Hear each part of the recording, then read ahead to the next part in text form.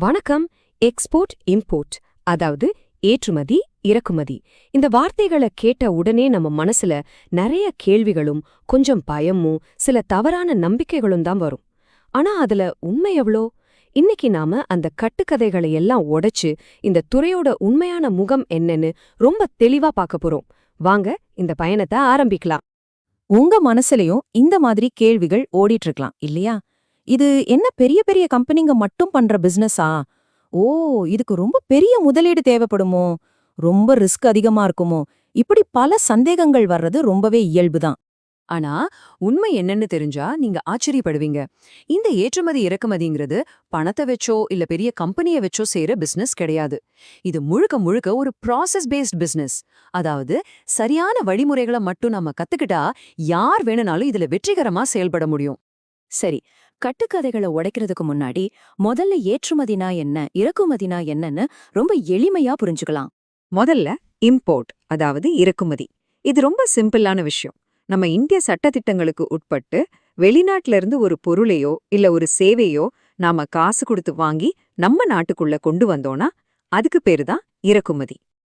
அதே மாதிரிதான் ஏற்றுமதி, அதாவது எக்ஸ்போர்ட். நம்ம இந்தியால இருந்து ஒரு பொருளையோ இல்ல ஒரு சேவையோ நம்ம தயார் பண்ணி வெளிநாட்டுக்கு வித்தோம்னா அதுக்கு பேரு தான் ஏற்றுமதி. அவ்வளவுதான் விஷயம். இப்ப பாருங்க, இந்த உதாரணம் உங்களுக்கு இன்னும் தெளிவா புரிய வைக்கும். ஒரு பொருளை சென்னையில இருந்து மும்பைக்கு அனுப்புறோம்னு வச்சுக்கோங்க. அது நம்ம மாநிலத்தோட எல்லையத்தான் கடக்குது, நாட்டோட எல்லைய கடக்கல. அதனால அது ஏற்றுமதி கிடையாது, அது உள்நாட்டு வர்த்தகம். ஆனா அதே பொருளை சென்னையில இருந்து சிங்கப்பூருக்கு அனுப்பும்போது அது நம்ம நாட்டோட எல்லைய தாண்டி போகுது. அப்போ அதுதான் ஏற்றுமதி. ஆக ஒரு வியாபாரம் நம்ம நாட்டோட எல்லைய கடக்கும்போது மட்டும்தான் அது ஏற்றுமதி அல்லது இறக்குமதியா மாறுது. இதுதான் அடிப்படையான விதி. சரி, இப்ப வாங்க நாம எல்லாரும் பரவலா நம்பிட்டு இருக்கிற 4 பெரிய கட்டுக்கதைகளை ஒன்னொன்னா உடைக்கலாம். முதல் கட்டுக்கதை, இதுதான் நம்மில் பலரையும் பயமுறுத்தி பின்வாங்க வைக்கிற ஒரு விஷயம். ஏற்றுமதி பண்ணணும்னா கையில பெரிய முதலீடு இருக்கணும் அப்படிங்கிறது. இது உண்மையா? வாங்க பார்க்கலாம். ஆனா உண்மை என்னன்னா, இது ஒரு முதலீட்டு வியாபாரத்தை விட அறிவு சார்ந்த மற்றும் சட்ட விதிகளை பின்பற்றும் ஒரு வியாபாரம். உங்களுக்கு கோடிக்கணக்கில் பணம் தேவையில்ல, ஆனா சரியான அறிவு கண்டிப்பா தேவை. இன்னைக்கு எத்தனையோ சிறு குறு மற்றும் நடுத்தர நிறுவனங்கள், அதாவது MSMEs, ரொம்ப குறைஞ்ச முதலீட்டுல வெற்றிகரமா ஏற்றுமதி செஞ்சிட்டு இருக்காங்க. அடுத்த கட்டுக்கதை, பெரிய பெரிய கார்ப்பரேட் கம்பெனிங்க இருந்தாதான் ஏற்றுமதி செய்ய முடியும்னு நிறைய பேர் நினைக்கிறாங்க. அது முற்றிலும் தவறான ஒரு கருத்து. சட்டப்படி யார் வேணும்னாலும் ஏற்றுமதி செய்யலாம். நீங்க ஒரு தனிநபரா இருக்கலாம், ஒரு சின்ன கடையா இருக்கலாம், இல்ல ஒரு சின்ன உற்பத்தி யூனிட்டா கூட இருக்கலாம். நீங்களும் தாராளமா உங்க பொருட்களை உலக சந்தைக்கு கொண்டு போக முடியும். மூணாவது கட்டுக்கதை, ஒரு ஏஜென்ட் இல்லாம இந்த பிசினஸ்ல ஜெயிக்கவே முடியாதுன்னு சொல்றது. இங்க ஒரு விஷயத்த நம்ம ரொம்ப தெளிவா புரிஞ்சுக்கணும். இந்த வியாபாரத்துல அறிவுதான் கட்டாயம், ஏஜென்ட் கட்டாயம் கிடையாது. அவங்க நமக்கு ஒரு உதவியா இருக்கலாம், அவ்வளவுதான். ஆனா நீங்க ஒரு ஏஜென்ட்ட மட்டுமே முழுசா நம்பி இருந்தீங்கன்னா உங்க பிசினஸோட கண்ட்ரோல் உங்க கையை விட்டு போயிடும். அதுவே அந்த செயல்முறையை நீங்களே கத்துக்கிட்டீங்கன்னா பிசினஸோட முழு கட்டுப்பாடும் உங்க கையில தான் இருக்கும். இப்ப நம்ம பார்க்க போறதுதான் கடைசி ஆனா ரொம்ப ரொம்ப முக்கியமான ஒரு தவறான நம்பிக்கை. பொருளை கப்பல்ல ஏத்தி அனுப்பிட்டோம்னா நம்ம வேலை முடிஞ்சதுன்னு நினைக்கிறது. இதுதான் நிறைய பேர் பண்ற பெரிய தப்பு. தோல்விக்கும் இதுதான் காரணம். இந்த கடைசி கட்டுக்கதையை உடைக்கிறதுல தான் அந்த வியாபாரத்தோட உண்மையான வெற்றிக்கான ரகசியமே அடங்கியிருக்கு. நல்லா ஞாபகம் வச்சுக்கோங்க, ஒரு பொருளை வெளிநாட்டுக்கு வெற்றிகரமா அனுப்பி வைக்கிறது மட்டுமே வெற்றியோட அளவுகோல் கிடையவே கிடையாது.